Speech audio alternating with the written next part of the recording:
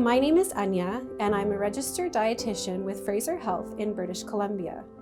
In this video, we will be discussing what tube feeding is, when tube feeding may be needed, how a feeding tube is inserted, and the 3 different methods of feeding that may be used when you go home. A feeding tube is a medical device used to deliver liquid food, called formula, as well as medications. A feeding tube may be inserted through your nose if you need short-term tube feeding, such as less than 4 to 6 weeks. For long-term tube feeding, you may need to have a tube inserted directly into the stomach through your abdominal wall. A feeding tube that is inserted directly into the stomach is called a gastrostomy tube, or G-tube. There are other types of feeding tubes, but in this video, we will focus on G-tubes. A G-tube may be needed when you cannot eat or drink enough to meet your needs. There are many reasons why someone may not be able to eat or drink enough, such as having cancer or cancer treatments, or neurological conditions like ALS, or swallowing difficulty after a stroke or trauma. Receiving nutrition through a G-tube can help give you enough protein, energy, fluids, vitamins, and minerals to help maintain your weight and meet your nutrition needs. A G-tube insertion is a short procedure that is done in the hospital.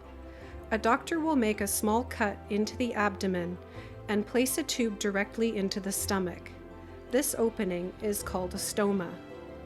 Depending on how your tube is placed, you may need to wait up to 24 hours before using the tube.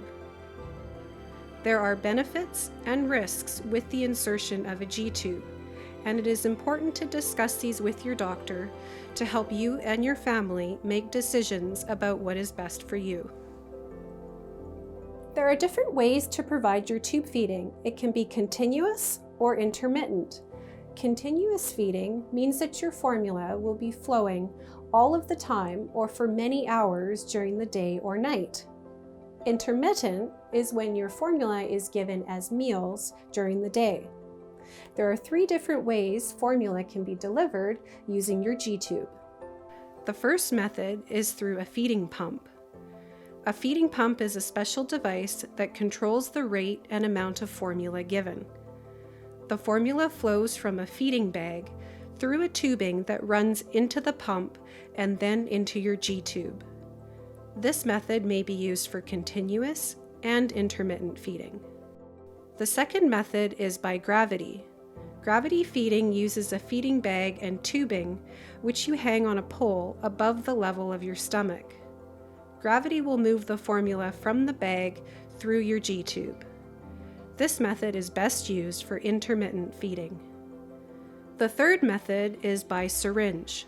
Syringe feeding uses a large syringe to deliver the formula. The formula is gently pushed into your G-tube using the syringe plunger. This method is used for intermittent feeding.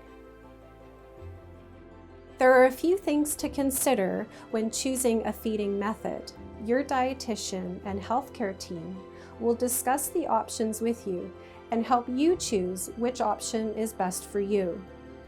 In summary, a feeding tube may be helpful for short or longer periods of time when you are unable to eat enough to stay well nourished.